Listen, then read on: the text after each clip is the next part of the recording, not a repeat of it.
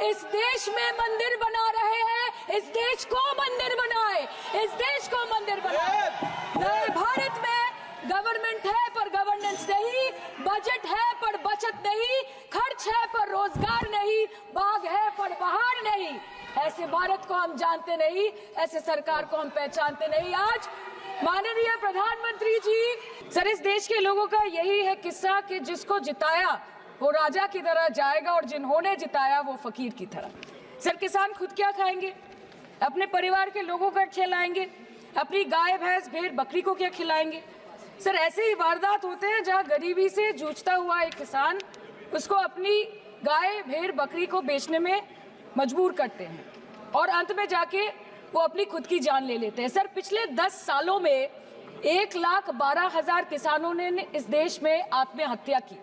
NCRB की एक report के अनुसार 10 साल में हर दिन इस देश में एवरेज में 30 किसान हर दिन अपनी जान ले लेते हैं। जब कहीं बस्ती में आग लगी, जब कहीं आंधी उठी, हमारी लीडर वहां खुद जाके खड़ी हो गई और जहां खुद नहीं जा पाई वहां पे उन्होंने अपना डेलीगेशन भेजा, चाहे वो हथरस हो या लखीमपुर खीरी, चाहे वो सिंगू बॉर्डर हो या वायनाड या वो मणिपुर हो, हमेशा वो दूसरों की उम्मीदों पर खड़ी उतरी।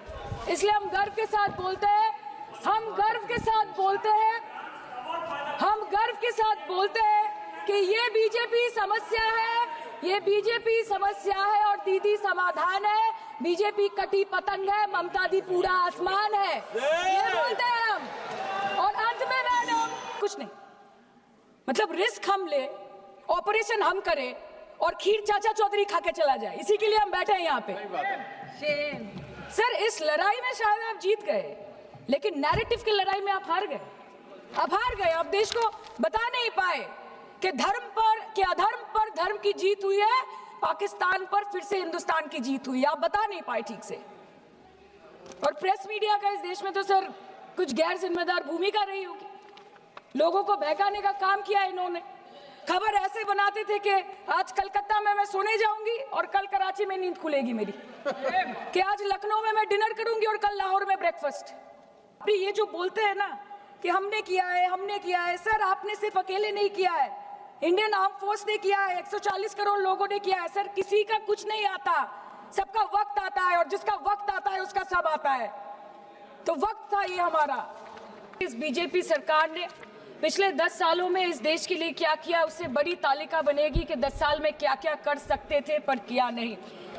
2014 में जो किसान मोदी है तो मुमकिन है सोच के और अच्छे दिन के ख्वाब देख के बीजेपी को वोट दे रहा था, आज 10 साल बाद वो बोलता है कि मोदी है तो नामुमकिन है, शायद अभी वो किसान है भी नहीं। तो इसीलिए मैं बोलना चाहती हूँ कि समय बड़ा महत्वपूर्ण होता है अध्यक्ष महोदय और बड़ा बलवान। बंगाली में हम एक बात बोलते हैं कि समय गेले साधन होबे ना। इसका मतलब यही है कि अगर समय चला गया तो साधना नहीं होगी, अगर भक्त रूठ गए तो आराधना नहीं होगी। और 3 से 303 से 240 के आंकड़े बोलते हैं कि इस बार जो आप चले गए तो दोबारा लौटने की संभावना नहीं होगी। तो यही बोल के मैं अपनी बात खत्म करती हूँ। Thank you so much. शुरू करना चाहती हूँ कि तेरा इंतजार करेंगे हम, चाहे जमाने लग जाए, या तो तू आ जाए या हम ही ठिकाने लग जाए।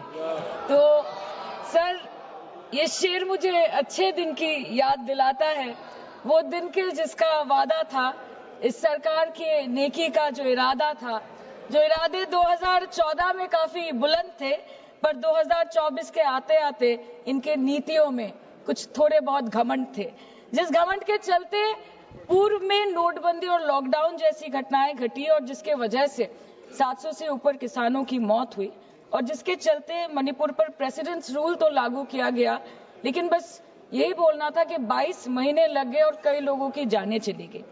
सर मैंने आगे भी ये चर्चा की थी कि if president's rule was the only solution, why was it not imposed months ago when people were dying?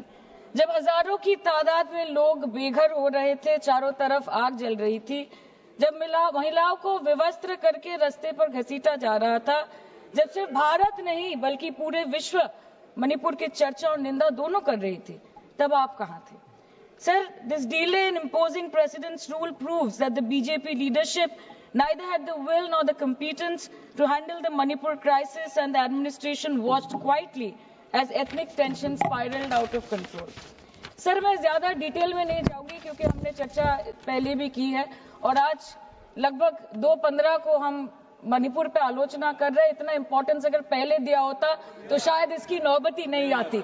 So this is what I think. पर सर ये शर्मिंदगी की बात है कि आज भारत के एक राज्य में प्रेसिडेंट्स रूल है. ये भी शर्मिंदगी की बात है कि 140 करोड़ की आबादी में 80 करोड़ को मुफ्त में राशन दिया जाता है. आज सर लाखों नौजवान हैं जो बेकार बैठे हैं. 1 से 2% ऐसे लोग हैं जो सिर्फ टैक्स पेएबल के क्राइटेरिया में आते हैं और बीजेपी है जो सब चंगासी का कुर्ता पजामा पहन के घूमते रहते हैं. ये दिखाने के लिए अच्छी बात है लेकिन ग्राउंड रियलिटी कुछ अलग ही है. सर 2023 में टॉप 10 VPNR के रिपोर्ट के अनुसार मणिपुर में 212 दिन से ऊपर इंटरनेट शटडाउन किया गया था. A total of 5,088 hours, marking it the second highest after Jammu and Kashmir. This led to huge economic loss in Manipur, approximately 3,157 crore. The economic blockade in Manipur affecting the two main national highway lasted for 66 days with rough estimates of loss of around 250 crore per day, which is a whopping rupees 17,000 crores in over 2 months. Over 67,000 people were forced to leave their homes and cramped up in only 360 relief camps. Nearly 12,000 people fled to Mizoram. Approximately 7,000 people sought refuge in Nagaland, Assam and Meghalaya. Over 1,700 people taken refuge in Kachhar district as of June 2024. और ये सब तो sir registered official figures है, न जाने unregistered official और कितने बेघर लोग होंगे जो दूसरों के घर में रह रहे हैं, शायद दूसरे राज्य में रह रहे हैं, दूसरे देशों में रह रहे हैं.